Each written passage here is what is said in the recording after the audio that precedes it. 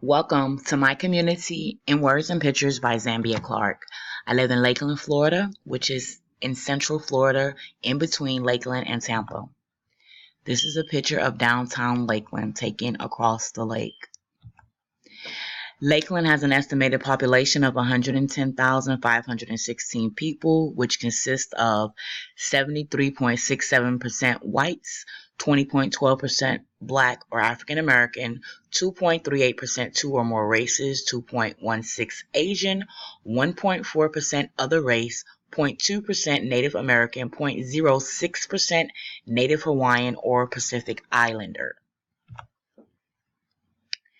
Lakeland has an average household income of $58,996 with a median household income of $42,033. There are 17,558 people below the poverty level and 81,321 people above the poverty level. For some reason my chart is not showing, but it lists how much people are usually making by the age level. And that can be found on Neighborhood Scouts.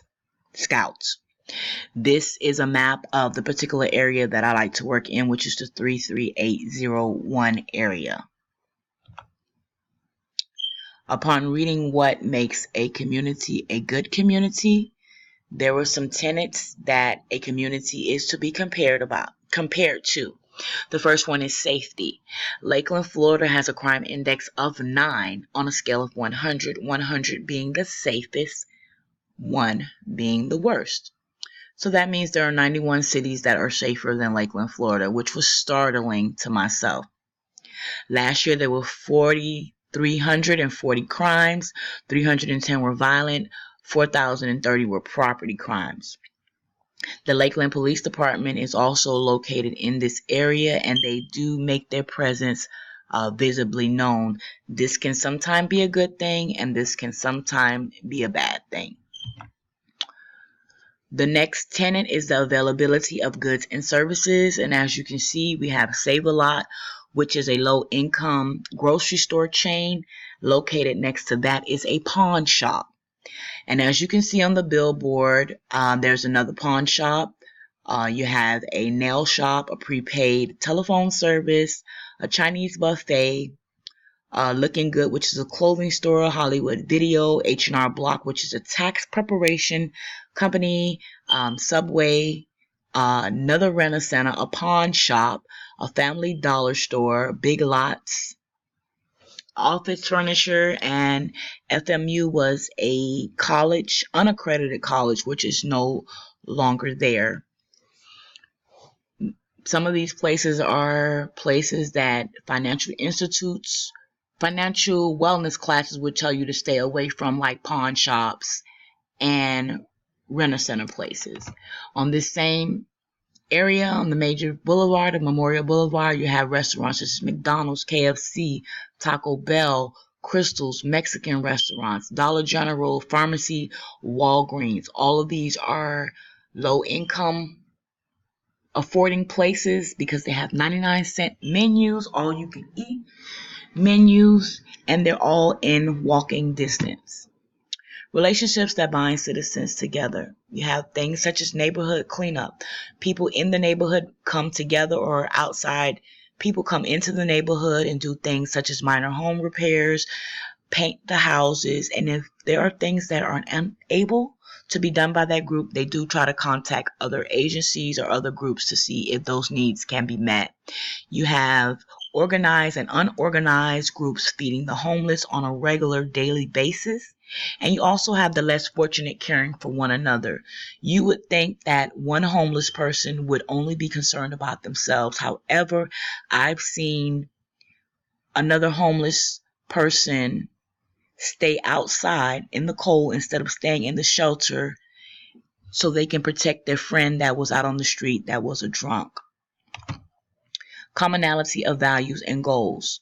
We have 3 churches in the area that do a lot for the community. You have Church at the Mall, which has a compassion house, and on Tuesdays and Thursdays they give out bags of food and clothing to those who are in need. You have Family Worship Center, which I attend, and you have groups within there that go out on a monthly basis and do feedings for the homeless. The church as a whole has volunteers that go out once a month, also to the First Friday downtown, and invite people to church and just let them know that we are accepting of all and that Jesus loves them. During the holiday time, we go into the jails, give out Bibles and candies and a letter from the pastor, letting them know that once they are released, they are welcome to join us for fellowship. You have another ministry called Parker Street Ministries, which has after-school tutoring, which is done by high school and college students who volunteer. You have a future workforce program for high schoolers that help to get these children ready for work by helping them with soft job skills, goal settings, learning how to save, giving them connections in the community, helping them to visit colleges, trade schools, and STEM industries. STEM stands for science, technology, engineering, and math. This program also gives them opportunities to earn money that they can spend as well as save. They help with neighborhood revitalization. They give financial classes, teach wellness lessons as well. The whole person principle. This neighborhood, there's a high unemployment rate. Many people earn money in this area through Social Security checks, unemployment checks, child support. There are lots of children in this area. People get involved with the children and help the children to see themselves as being a whole by involving them in sports. Many coaches go into the neighborhood and pick the kids up so that they can belong and be a part of the team. Whereas if it were left up to the parents, they would be unable to, maybe because it's a single parent household and mom has to work and dad is nowhere to be found. Predictability. There are two major shelters in this area that provide breakfast, lunch, and dinner. Shower, clothing, medical, dental, counseling, and shelter. The one that I'm most familiar with is the Talbot House. This particular shelter, everything here is free. And here's the Lighthouse. I believe they have a charge, and the Lighthouse also accepts women and children, whereas Tablet House is only men and women. A recognized place in the social structure. Being that this neighborhood is a lower socioeconomic status, there are still people that are known in the neighborhood. I know Mr. Brown, who is a veteran that walks around all the time, but I make sure to speak to him when I see him. He always tells me stories and asks me for $1 for Pepsi. You know the local store owners by name. They know you by name. You're able to get stuff on credit because they know you. The local homeless people, I have learned to know them by name and call them my friend. This particular one in this picture here, I met him at a shelter, the Tablet House. His name is Jason. I see him in the street. If he needs anything, I get it for him. His friends, it's just a pleasure for me to do. Opportunities. In Lakeland, we have these major employers that people try to get hired on in hopes of helping them to rise out of this poverty-ridden neighborhood. We have Publix Warehouse, Lakeland Regional Medical Center, Watson Clinic, Pepperidge Farm, Coca-Cola Rooms to Go, and the Polk County School Board. Homogeneity. This community is not a community of choice. People are here because of their socioeconomic status. There's a lot of government funding in this neighborhood and housing as well as what people receive. Also in this neighborhood is ease of access to transportation and other means that people may need.